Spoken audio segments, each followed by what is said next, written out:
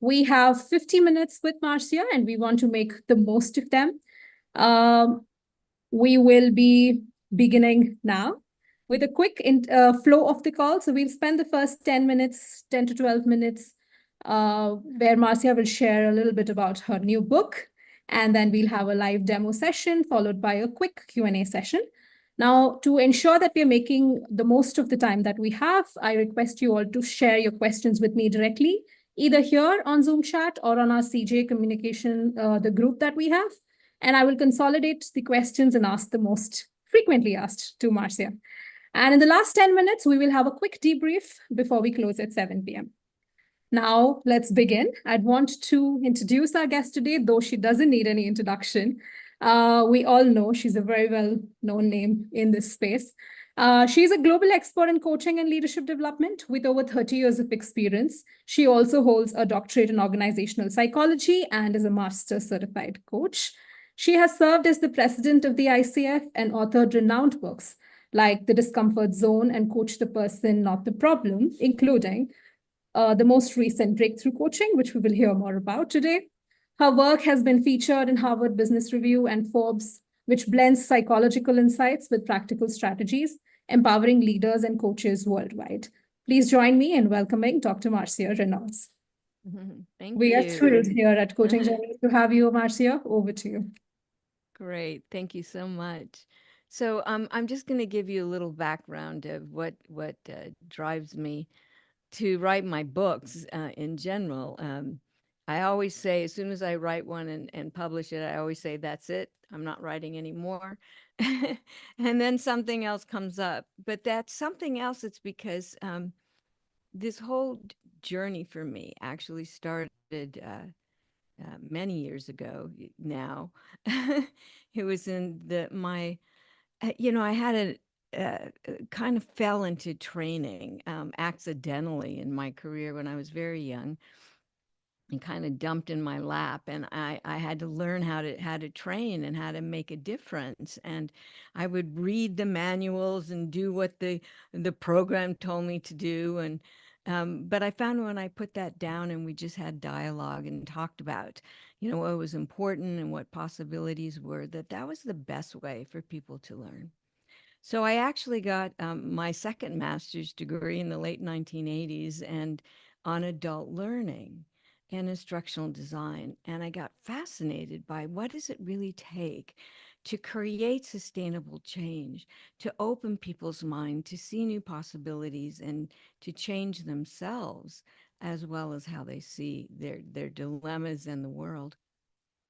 So I constantly was researching and going to workshops and improving my training classes. From my first job, where it was dumped on me, I ended up running training departments for global tech companies. And my last company, we even changed the entire culture, and a lot going on with the need for training, because that's what I knew and that's what we were using. But again, I still was finding that just traditional training, that people would say, oh, I love the class, it's great. But then they'd go out, and as soon as it was awkward, they would do their, go back to old behavior.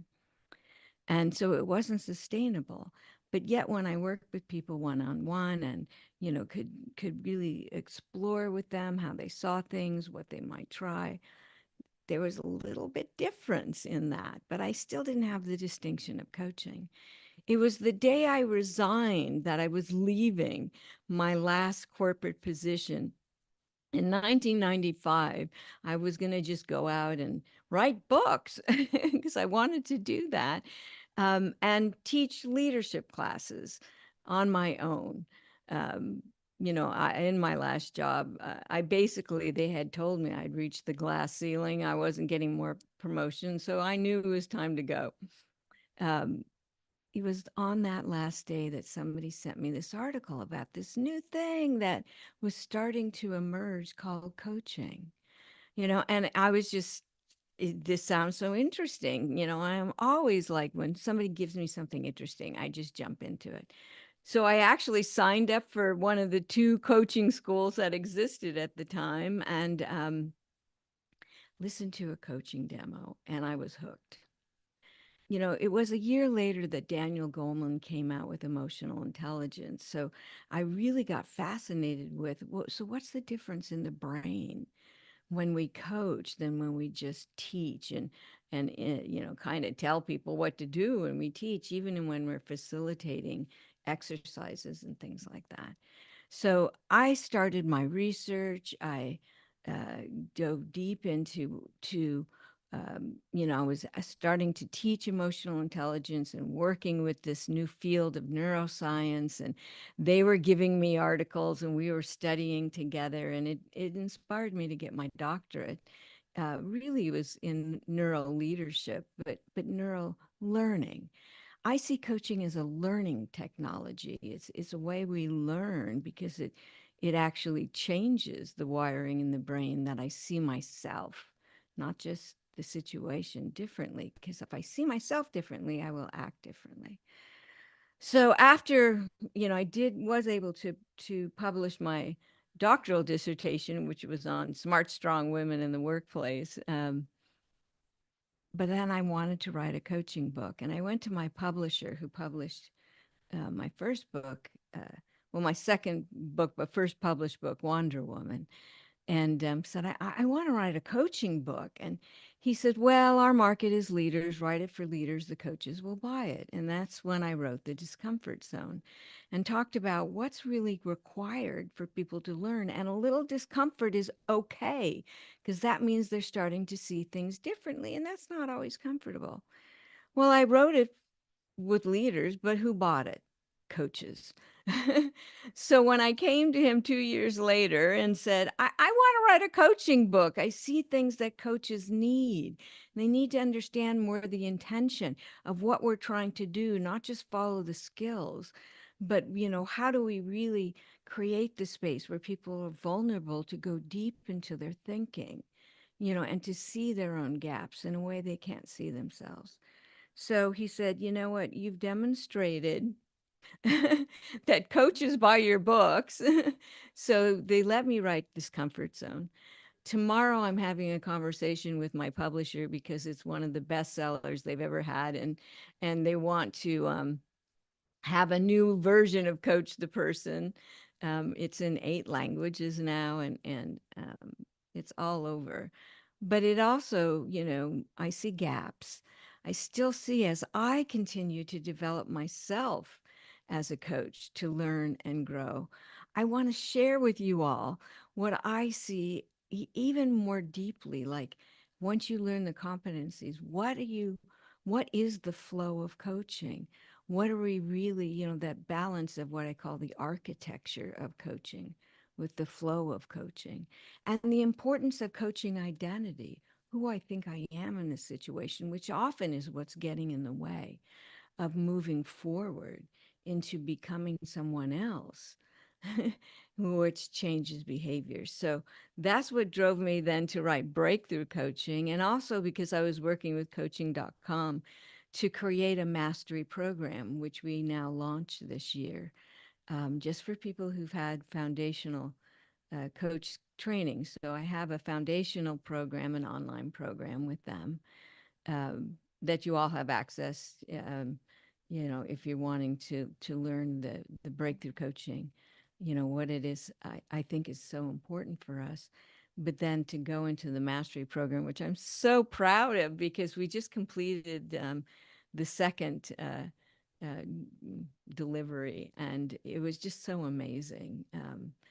What we created together, because I think that when I work with you all, we create together this and open up our understanding, so you help me learn more about coaching, in the process of me sharing with you what I keep learning.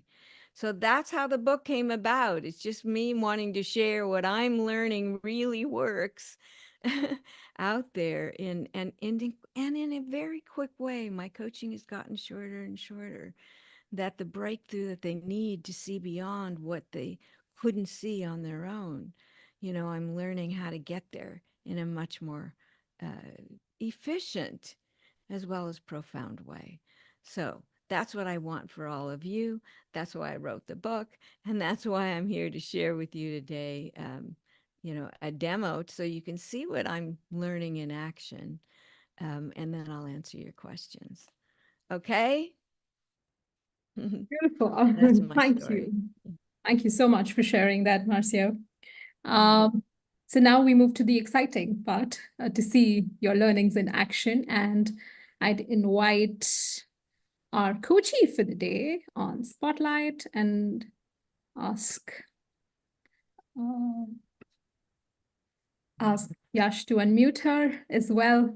So I just want to quickly walk everyone through on how we selected the coachee. So Marcia had asked us to share 5 case studies with her. And so we reached out to 5 people in the community and shared them with her without the names. And she picked Client C, who's Vanita, who will be our coachee for today. A quick invitation to all of you to stay on mute and off camera if possible during the demo session. We'll probably be here for the next 25-30 minutes. And if you have any questions, the same things, share them with me here on DM or on the conversations group of our community, and I will collate them and ask them at the end. That's all. Marcia, anything else you need to begin this session?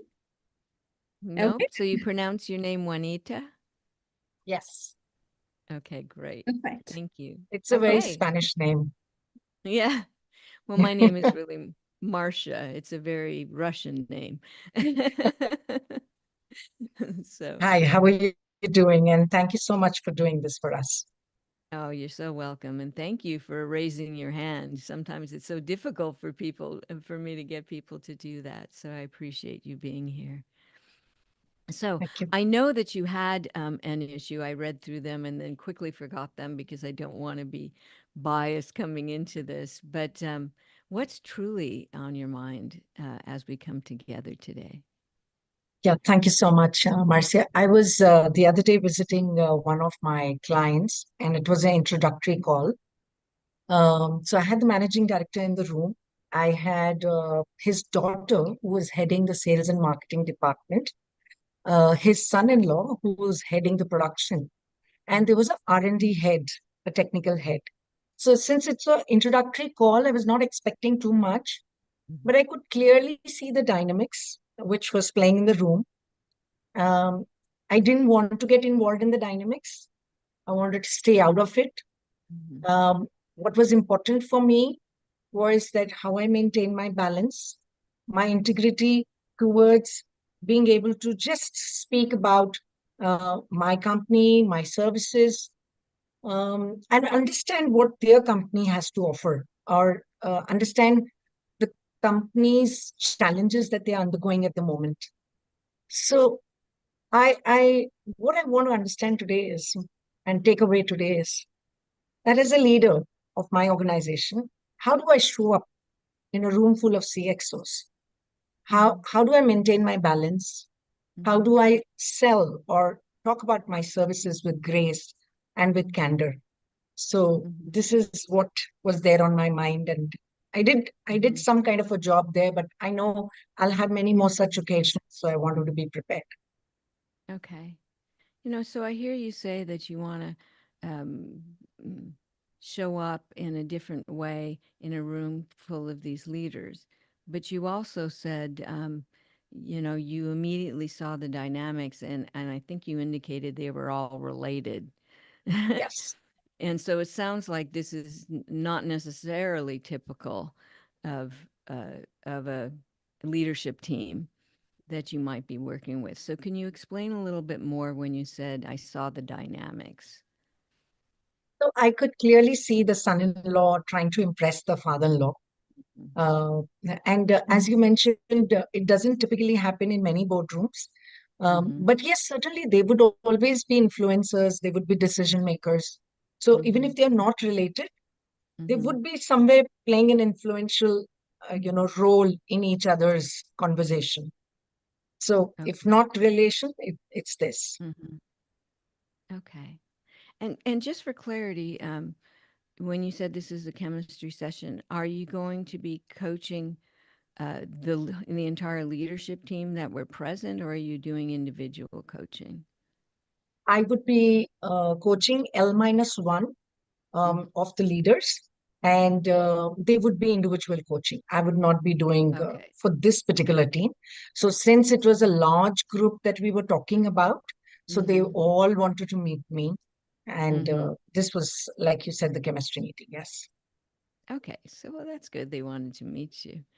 So I hear what you're saying, that even though this was some family dynamics, which always kind of insert, a few different things, what you said you wanted was, regardless, there's always some dynamics or politics going on anyway, that you want to be able to show up as your best self, your power self. Define to me how you want to show up in these situations. Clearly, I want to show up as an authentic person that I am. Whatever I am, I want to show up that.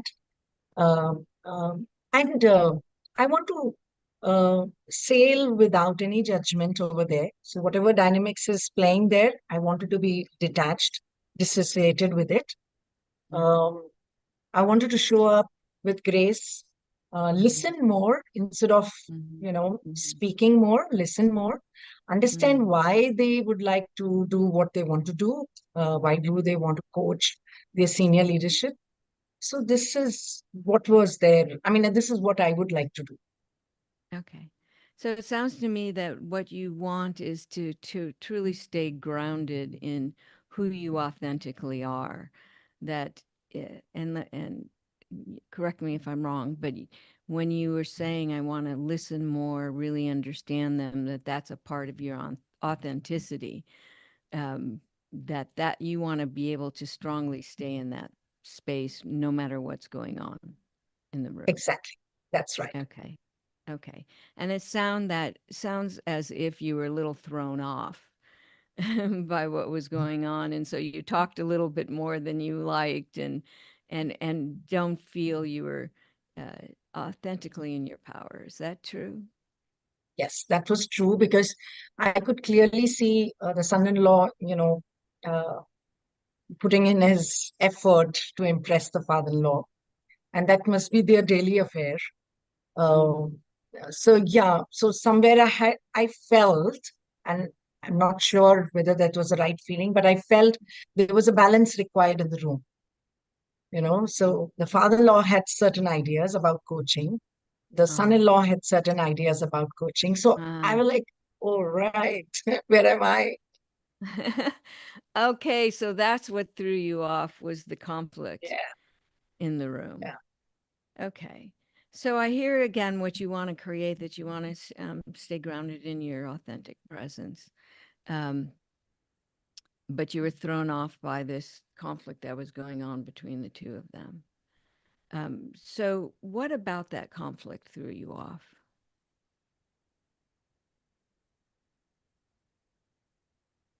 Um, Whatever happens in the room between the two of them, I want to keep myself detached. And maybe that is one of the reasons that, you know, uh, the the managing director wants to coach the next level of leaders, because there must be similar challenges that must be running within the organization. So I didn't want to carry any sort of judgment when I leave that room. Uh, One good thing that happened was that uh, I was able to explain about coaching, and I was able to kind of, show them the benefit of, what would happen after the coaching sessions are done. So that was nice. So this was clear that, I would be the chosen one, but I still didn't want to um leave with any judgment in my mind. So I wanted to maintain that balance and grace. Okay, so it sounds like you still did uh, a good job, but you didn't like that sense of feeling unsettled, that they threw you off and you had a little judgment Right. about one or both of them. Is that Right. correct? So That's right. it's about your reaction. So was it the son that you felt you were judging, or was it just the dynamics between the two? Just the dynamics between the two. In fact, the son reached out to me later and said, let's go ahead with this. So it was just that. And why it is still bothering me is that I don't want to be present with a similar situation again.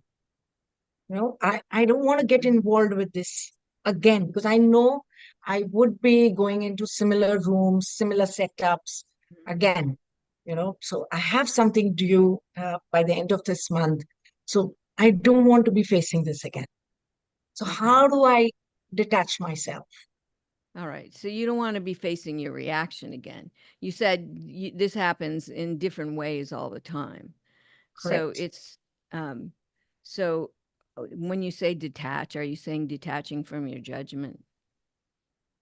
Yes, detaching from my judgment, detaching from my reaction, and just being present, as a leader, as a representative of my organization, just being present.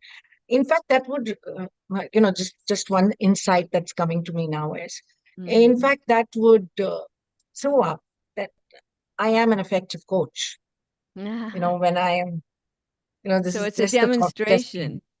Yeah, Yeah, it's a demonstration of your yeah, coaching when yeah, you just stay present no matter what's occurring in the room. correct, Okay. correct. So, when you say detach, it's really about releasing your judgment, correct? So it's not that you're detaching from them, you're staying very present with them. You're just noticing. So let me ask you, Anita, when you say, I don't want that to happen again, do you have an expectation that uh, I won't judge, or is your expectation that is when I recognize I'm judging, I can release it? Yeah, Which is I it? would like to go with the second option. I would like to Okay. shift my energy the moment I realize, because there would Mm-hmm. be things playing out in front of me, and that's Mm-hmm. who I am intuitively.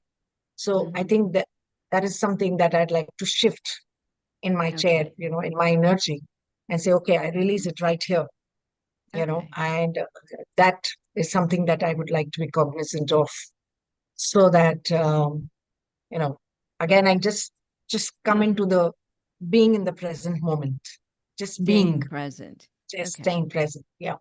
Right. Okay. So you said that, and as a human, we all judge, and that. So what you said was that I want to recognize the instant that I'm judging, and then do something to detach from it, to release it, to not have it take over my being, my presence. Correct. Okay. So how do you know in that moment that and let me just share this bit of information. Judgment is not an opinion, judgment is an emotional reaction. So, what you had in that moment was an emotional reaction, based on, judgment is right, wrong, good, bad. And what happens is we react emotionally and then it impacts our thoughts. So, with that information, um, uh, if you went in the room and your desire is to recognize, I just had a reaction to what's occurring, tell me what's coming up for you that you could do to recognize your judgment and then take the next step to detach. I think during any conversation, mm, you kind of read between the lines what Mm-hmm. they're saying and what they're Mm-hmm. not saying, Mm-hmm. and Mm-hmm. that's where your mind kind of captures that Okay. information So it's what and they're not saying that triggers you. Is saying, that it? yeah, Okay. absolutely. So you're And very that's good where at knowing what they're not saying because you're a good coach. But I it's just hope that what so. they're not saying. So what they're not saying, what is the judgment you have about that?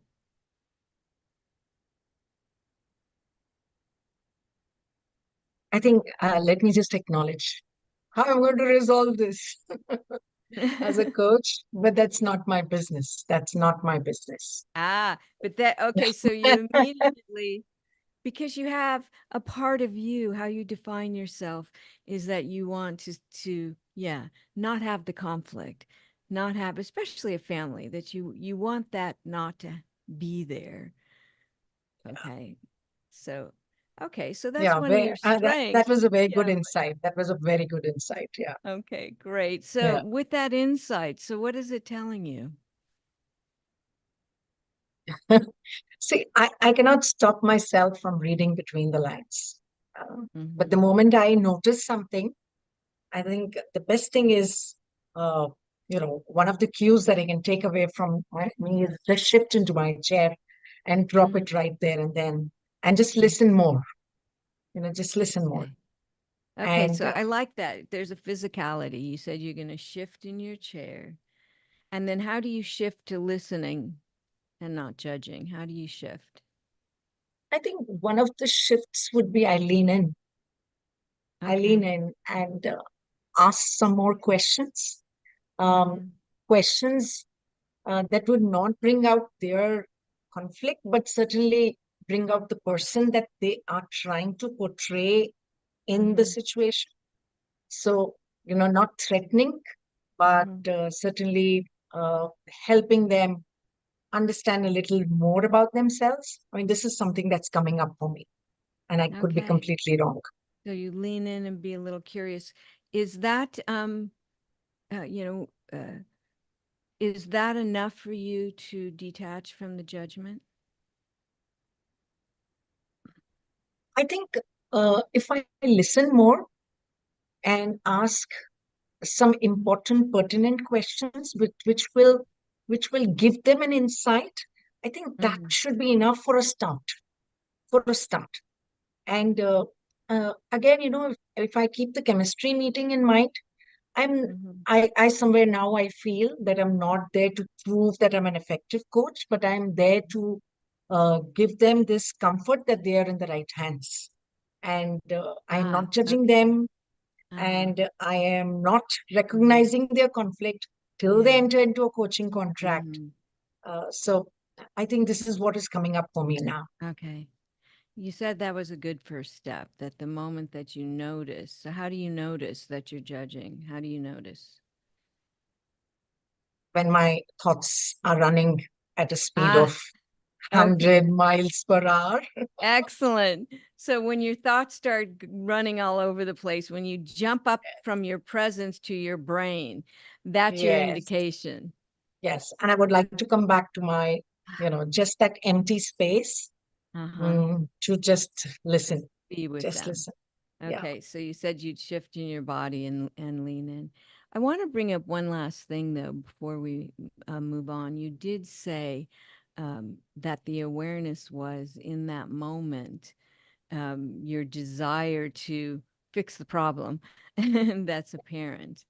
Um, uh, is that something that you, uh, again, our strengths are often our weak spots, that you had that. Is that something else that you want to uh, recognize and release? Or yeah, so tell me about that. Yeah. Yes. I think you really caught it very well. I Mhm. am a control freak. So, so yeah, I like to release that. That's the next agenda that I would like to work with. Okay, How to I let love go that. of Yeah, my control. it's not necessarily you want to take care of them, you want to control it, and they just took away a little control with their stuff. Yes. Okay, brilliant. So, Got but it. that's interesting because now what you're telling me is, in that moment, I want to make sure everything's going right. I want to control the situation, and they feel like they're taking something away from me. And so, how dare they do that? And that's the judgment. Yeah. And Yes. Yes. that's the release. Um, Yes. That's the it's the release. presence allows you to be in I'm flow shifting without into my chair. control. I just Yes. shifted into my chair. Okay, so just tell me your relationship between being present and being in control. it's an effort, certainly. But what I'm really enjoying is that I am able to still maintain my being of calm. And that is something that people, my clients, my coaches do appreciate, that I'm very calm. So they are not able to see on my face what's really happening. And As you work so through this, yeah. as I work through this, as I learn through this, but yeah, I think uh, this. I think it's slowly getting into my DNA, and that's the reason I enjoy what I'm doing, and Yeah, I'm just loving it, and enrolled for the next class as well. great. So what was the big thing you're taking away, your big learning from our time together? Mm, that the conversations cannot be controlled by me, the coach, certainly, and whatever happens in the room, Yeah, immaterial. I think I need to manage my thoughts. I need to release whatever is coming up for me, yeah. especially if there is an indication of judgment or racing of thoughts, Mm-hmm. then I need to go back to my listening ear instead of Yeah. going towards my brain. Uh, Okay. so So you yeah, step into being the yes, coach, no yes, matter what happens. I just want to every indicate moment. too, as you explore this, that the need to sell is different than just being present as a coach. So Yeah. that dynamic, might be coming into this. So to look at that, but um, so you gave me your steps then of recognizing your thoughts and releasing. So is that good for now? Yes, absolutely. Thank you so much. Yeah, you're This was welcome. wonderful. I did not realize this is what I would be walking away with. Thank you so much. You Well, are good, wonderful. good. Yeah, thank you. Thank you. And I hope the next one leaves you feeling much more confident in yourself Yes, as a coach. I'm Great. sure. Thank you. Bye bye. Okay. Thank you. All right. So, um, um, you can all come back, and I know that you're gonna all thank Juanita for bringing this up because this is such a common thing. Especially I just want to say that distinction of, the chemistry session from a coaching session. I love, Juanita, that you said there shouldn't be a distinction. So that was a great insight to share for everyone. So I know that they're thanking you for that. So we have a little bit of time for your questions. Yes. And you can take us off spotlight if you like, Okay. or leave us, whatever you want. I will not try to control this. Well, thank you so much, Juanita and Marcia. That was beautiful Mhm. and really quick. I was blown away, like always, whenever I watch your demos, Marcia. Yes, the floor. I see Vivek vigorously nodding in front of the Golden Gate Bridge. Okay, so Mhm. we're now open for questions, everyone. So put them in the chat box. While all of you do that, Juanita, would you want to share your experience? Do you have any questions? You can unmute and speak. The rest of you, please drop your questions in the chat box. Mhm.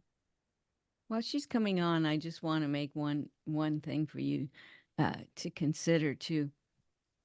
Is that's one of the things that I discovered in writing, that so many coaches felt that coaching was just about the questions. And if you notice, I do more reflecting than even asking the questions. The questions are follow on. I just want to summarize, share that I really want to step into being a thinking partner. And giving information is okay as long as I'm not telling her what to do with it.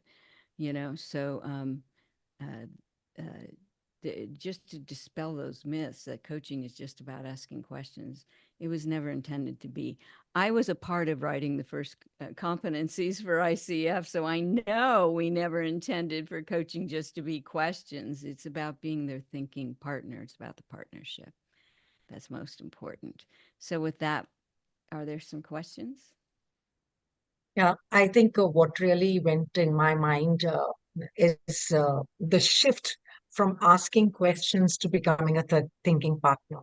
And you very, very coyly caught me on the control factor. So that was mind blowing. And thank you so much for this. And no, at the Yeah, you're moment, I don't welcome. have any questions. I like to give the opportunity to others. Thank you. Beautiful. Thank you. Thank you so much for sharing, Vanita. We do have a few questions, Marcia. I think one of them is how to deal with the coachee who doesn't have much understanding of coaching, not at all in a reflective mood, and answering, I don't know, mostly. Okay. Well, that's why the chemistry sessions are most important. And there's a difference between like what Juanita was having was a stakeholder meeting with everybody present. But then to make sure that you have an initial meeting with your clients, that's setting expectations. So that's the other side, the ICF competency of getting to the agreement. One of it is that there's an agreement of what's going to happen in coaching. So that would not be a coaching session. That would just be setting expectations. You might charge it as a coaching session, but that there needs to be agreement on that. And they may come forward with being told they had to coach. They don't really want to be there. And that's okay too. I'd rather they bring that forward to me before we get into coaching, because I've had that, of course, as well. Either it's because they've done something wrong, or they're even a part of a leadership program and don't really want the coaching. I've had that as well. And I'm always very clear with my clients. I am here for you.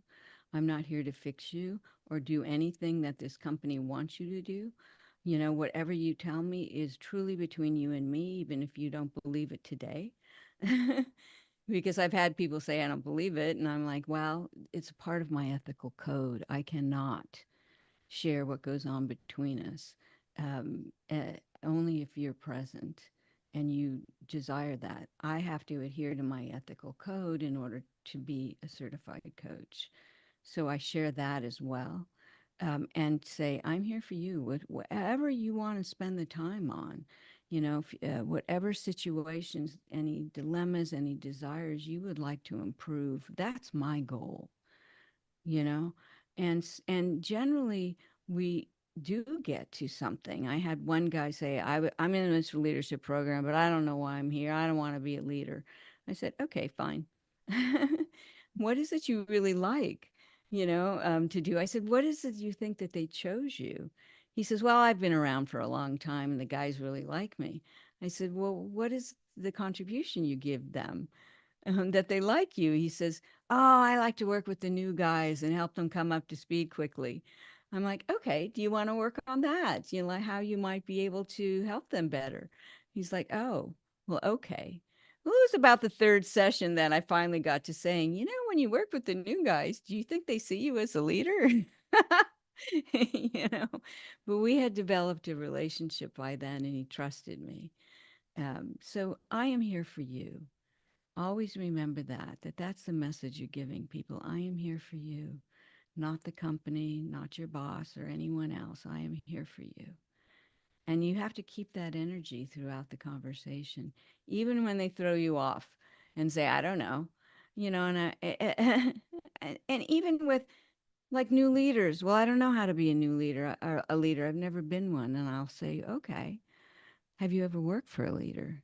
What did you like? What did you not like? They've had experiences, even if it's not exactly what they're doing. So don't let the I don't know throw you, you know? And if they keep saying it, just say, it just sounds like you really don't want to be here. Tell me more about that. Call it out. Call it out. Call out the process. Don't get stuck in it. Okay? Helpful? Very helpful, Marcia. I think what I'm hearing is the contracting and the agreement begins even before the coaching session begins. It's Absolutely. You must have that, yeah, so there's set expectations. beautiful.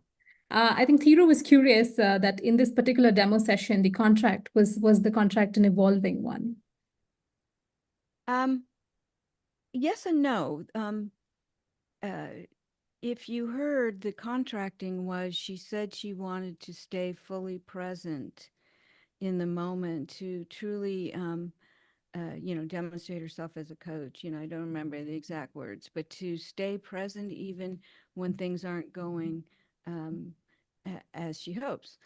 So that was the thing, and trying to keep that. The contracting for me is that it's the positive image of what she wants to create instead of what's happening now. So I'm not, saying the contracting, the agreement is not to not react, to not judge. The agreement is, what does she want?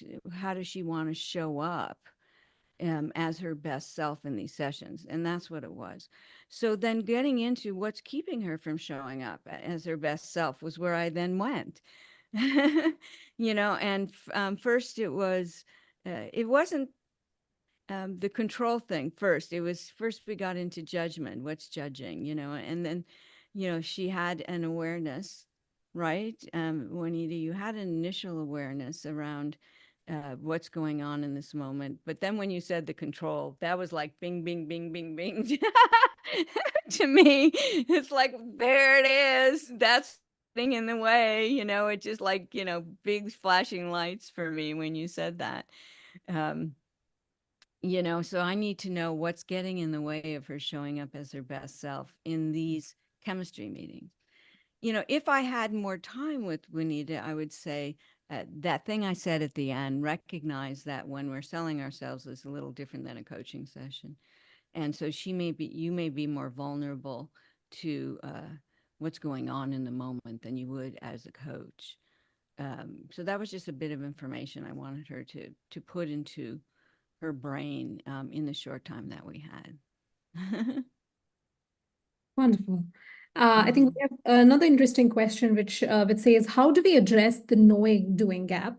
The insights emerges, but the client does not seem to be able to take action. And I think we all have had clients who say they would do it, and then they don't do it. So I think the knowing doing gap. Um, this is where I said there is an architecture to coaching as well as flow. We have to know where we're going. What is it they want to create, or that's not going on now? So when I said I needed to get from Juanita exactly who she wants to be, and it wasn't just a do, it was a be in those moments before I could get to, so what's keeping you from doing that, from being that person, that coach in this room? um, that authentic self, that was it. The authentic self of being curious and connecting with them.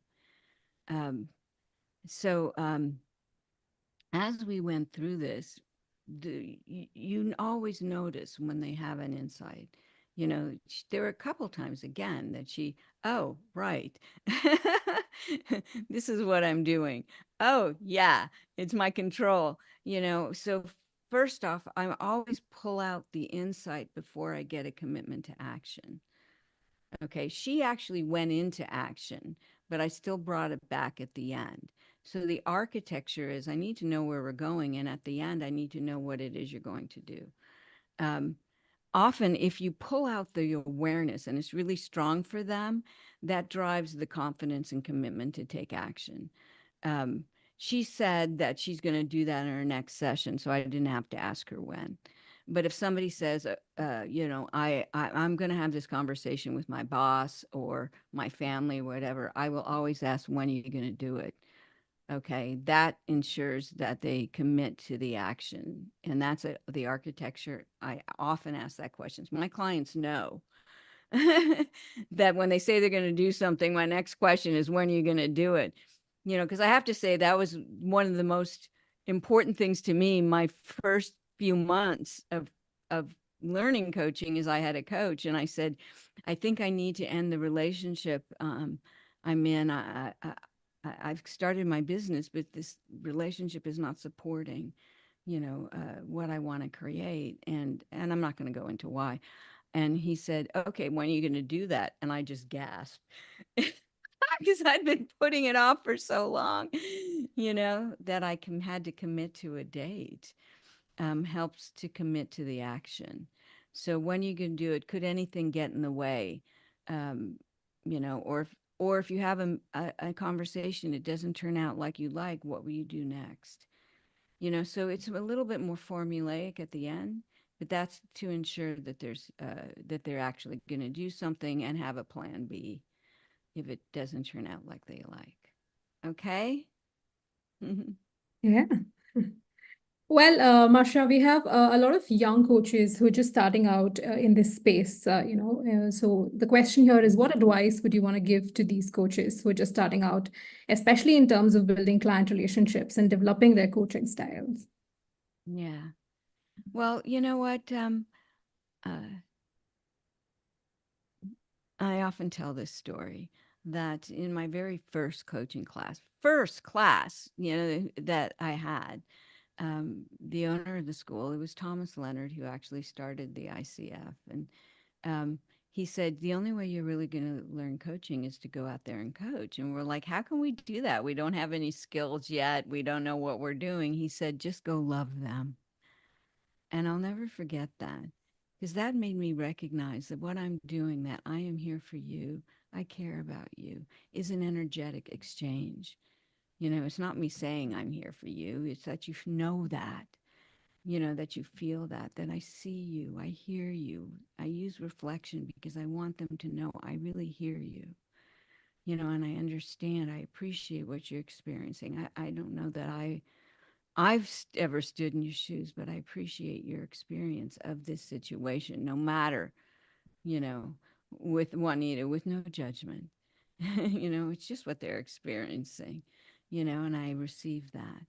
Um, and so when I look back at what I was doing my first couple of years of coaching, I don't know what I was doing. I kind of, threw in some questions here and there, but my testimonials were fabulous because they were like, oh, I felt so comfortable just talking about my situation. It helped me like talk through it. And so I was just providing a safe space for them. I wasn't in my head trying to remember what to say or do. I got better at the competencies and the skills with practice. But just to create the safe space, it could be the only time in their day that they feel safe enough to open up to somebody. Give them that gift. Start there. You don't have to be a perfect coach. They just want you to be present with them.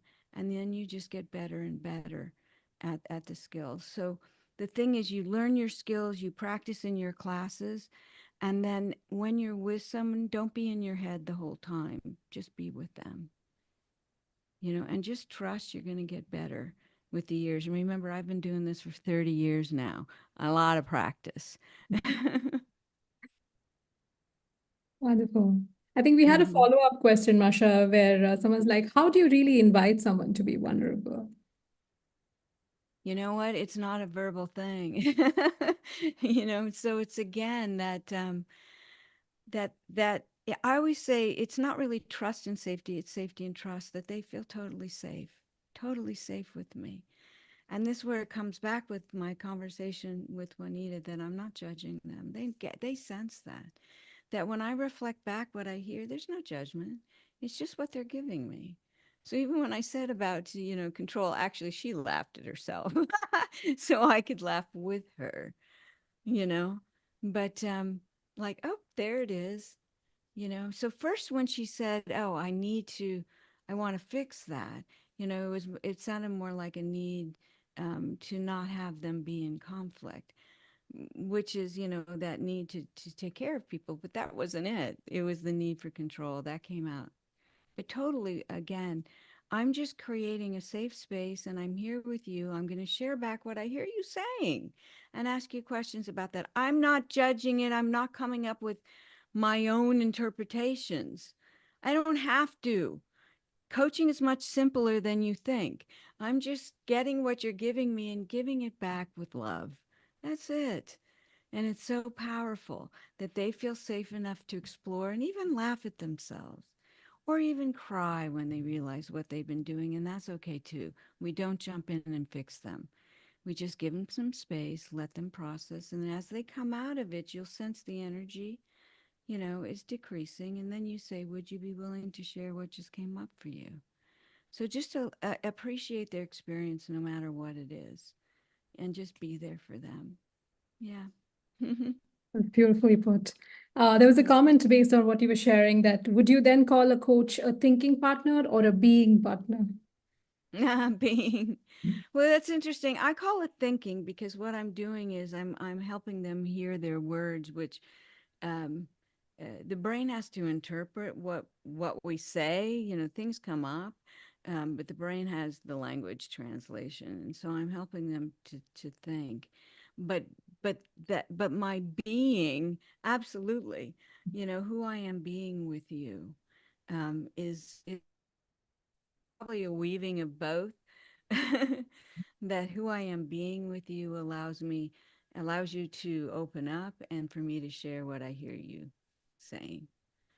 So it's, you know, of course, there's more complexity to that. I've been writing again more about that. So if I do come out with a new version of Coach the Person, all this will be in there. So. Beautiful. Thank you so much, Marcia. I think that's the end of the time that we had with you today. Okay. We really appreciate you coming to this community journeys. I'd request all of you to switch on your videos so we can click a quick picture so we can remember this day. I'm going to wait for a couple of seconds before I request Yash to snap these pictures. Would you be able to do it, Yash? Okay. So everybody keep smiling because there are a few screens.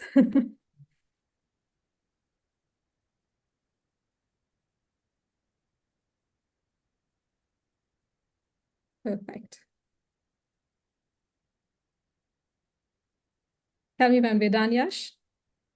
We're done? Okay, perfect. Thank you so much for your Okay. time. All right. Have a Thank good evening. thank you. Thank you See so much. you. See you. The rest of you, you can stay back. We have a quick, since we have a couple of more minutes left in this call till 7, we're going to do a quick debrief. So what we'll do is we'll open a small breakout rooms so that all of you can go in these breakout rooms and discuss what you noticed, what are your takeaways, any insights, any questions that we couldn't really pose to Marcia if, you know, we could also learn from each other. So we're going to quickly create the breakout rooms for whoever is interested to stay back for them. Give us a couple of seconds.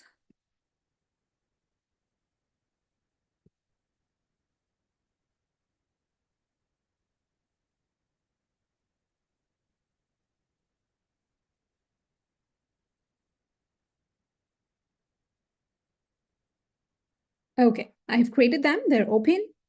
They were created randomly. So we will close them at 7.